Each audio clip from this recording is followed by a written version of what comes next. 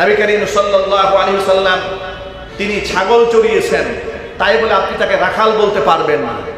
নিজের কাপড় নিজে সেলাই করে পরেছেন, তাই বলে আপনি তাকে দর্জি বলতে পারবেন না। কথা বলেন না, বুঝেন না মনে হয়? নবী করিম সাল্লাল্লাহু আলাইহি ওয়াসাল্লাম রান্না করে খেয়েছেন, তাই বলে আপনি তাকে বাবুর্চি বলবেন? আর চিল্লায় বলেন, বলবেন? বরং নবী সাল্লাল্লাহু আলাইহি ওয়াসাল্লামের শান মান মর্যাদা এত বেশি, তার নামটা উচ্চারণ করার ক্ষেত্রে অত্যন্ত আদবের সাথে উচ্চারণ করতে হবে। বলেন ইনশাআল্লাহ।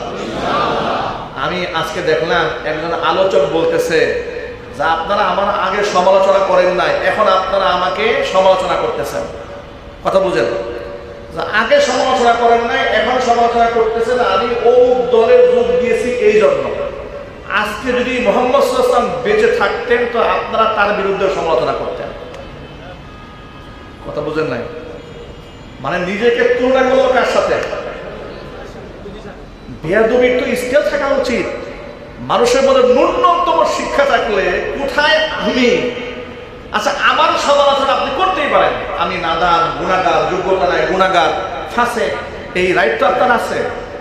কিন্তু যদি আমি বলি যারা আমার সমালোচনা করেন, আজকে নবী বেঁচে থাকলে আপনার নবীরও সমালোচনা করতেন, এই কথাটা কেমন হলো? নিজে কি নবীর সমতুল্য জ্ঞান করা হলো না? কথা ঠিক কিনা বলেন? এই সমস্ত দায়িত্ব জ্ঞানহীন পাগলেরা আজকে সমাজ ভরে গেছে। কথা ঠিক না বেঠিক জুড়ে বলেন? আল্লাহ আমাদের জবানকে হেফাজত করুক। জোরে কোন আমিন। নবীর সাথে পৃথিবীর সাধারণ কোনো মানুষের তুলনা হয় না। সাধারণ মানুষের তুলনা দেবেন তো দূরের কথা, আমাদের রাসূলের সাথে আপনি পৃথিবীর অন্য কোনো নবীরও সমতুল্য করতে পারবেন না, কারণ এই মর্যাদা আল্লাহ তাকে দান করেছেন। কোন সুবহানাল্লাহ।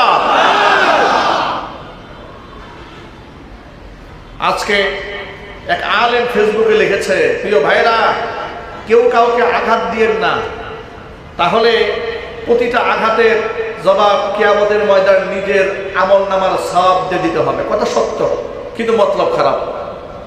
কথা সত্য, মতলব খারাপ। এর মানে কি জানেন? তাদের দলের লোকেরা রাসূলের সাথে বিয়াদবি করেছে। এখন বিয়াদবি করার কারণে অন্যরা প্রতিবাদ জানিয়েছে। তো প্রতিবাদ করার পর উনি নসিহত করতেছেন না কাউকে আঘাত দিয়ে না। এর মানে হচ্ছে আপনি নবীর আঘাত দেন, কোনো অসুবিধা নেই। আমার দলের লোকেরা রাসূলের আঘাত দিয়ে কষ্ট পাবে না, কিন্তু আমার দলের হুজুরের কষ্ট দিয়েন না। এই ধরনের ভণ্ডামি বাদ দিতে হবে।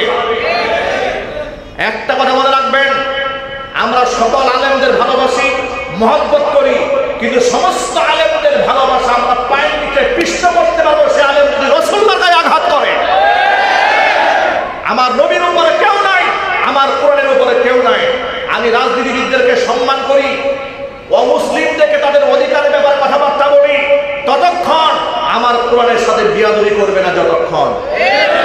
এই যে অপূর্ব পাল নর্থ সাউথ বিশ্ববিদ্যালয়ে আল্লাহর কোরআন মারিয়েছে, হিন্দু সংখ্যালঘুদের উপরে আমাদের কোনো রাগ নাই, গুসা নাই, কোনো ক্ষোভ নাই, কিন্তু আমার কোরআনকে পদদলিত করবেন।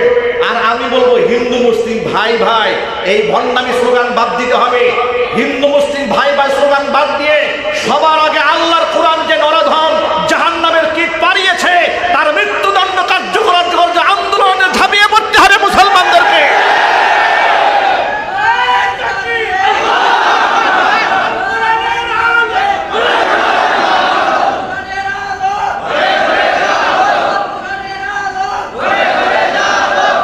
নর্থ সাউথ বিশ্ববিদ্যালয়ে অপূর্ব পাল নামক কুলাঙ্গার আল্লাহর কোরআন ঠান্ডা মাথায় পাড়িয়েছে।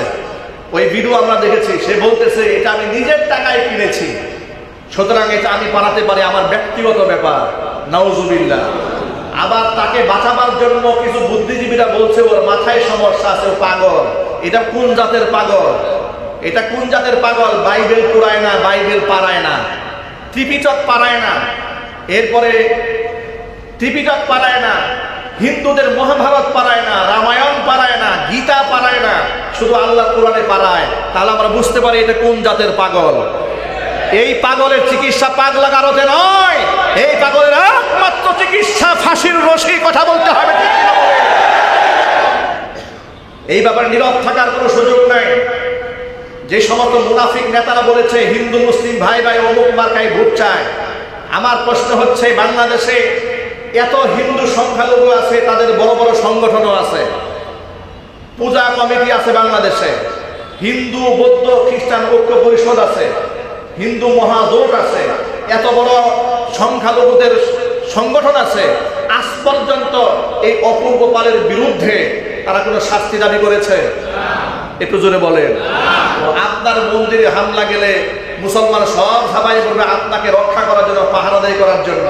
আর মুসলমানদের কোরআনে আঘাত লাগলে আপনি নীরবে আনন্দ জ্ঞাপন করবেন। এর দ্বারা স্পষ্ট বোঝা যায় হিন্দু মুসলিম ভাই ভাই বলার পরে ওরা যে খুশি হয়। কেন খুশি হয় আপনারা বুঝেন নাই। ওরা খুশি হয় যে এই সমস্ত মুসলমানদের সাথে আমরা ভালো আছি, আমাদের মধ্যে এদের মধ্যে কোনো পার্থক্য নাই, এরাও মুশরিক আমরাও মুশরিক। কথা ঠিক কিনা বলেন?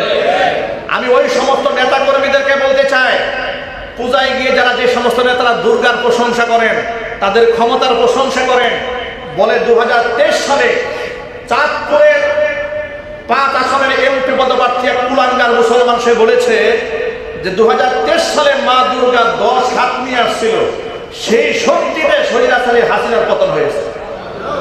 মুসলমান, যে মুসলমান বলে দুর্গার শক্তিতে হাসিনার পতন হয়েছে, ও মুসলমান নাকি আবু জেহেল? চিল্লাই বলেন। এই আবু জেহেলদেরকে সমাজে চিহ্নিত করতে হবে। কথা ঠিক কিনা? ভোট ভিক্ষা করার জন্য যারা ইমান বিক্রি করে, যারা 5% হিন্দুর ভোট কালেকশন করতে গিয়া 95% মুসলমানদের কোলে আঘাত করে, আগামী নির্বাচনে মুসলমান দেখাই দেবে যারা মূর্তির সামনে মাথা নত করেছে, মুসলমান লাথি মেরে দেশ থেকে তাদের তাড়িয়ে দিতে বাধ্য হবে।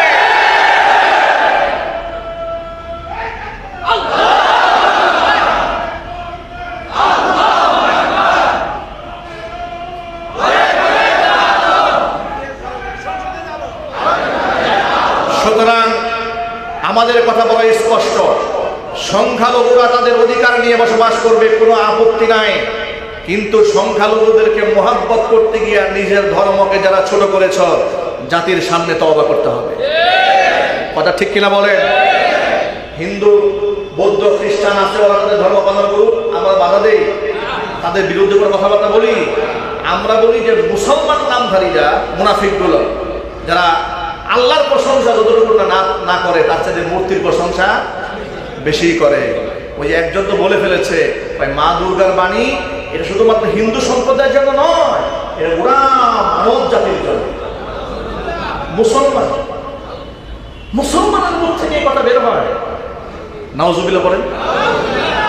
সুতরাং অপূর্ব পাল আল্লাহর কোরআনের সাথে যে গুস্তাখি করেছে, বেয়াদবি করেছে, শুধুমাত্র আমাদেরকে আয় ওয়াশ করার জন্য গ্রেফতার করে 2 দিন পরে জামিন দিয়ে দিবেন আসাদুরের মতো, তা হবে না। আসাদুরেরা আসিফ মহিউদ্দিনদেরকে জামিন দেওয়ার কারণে এই অপূর্ব পালের জন্ম হয়েছে।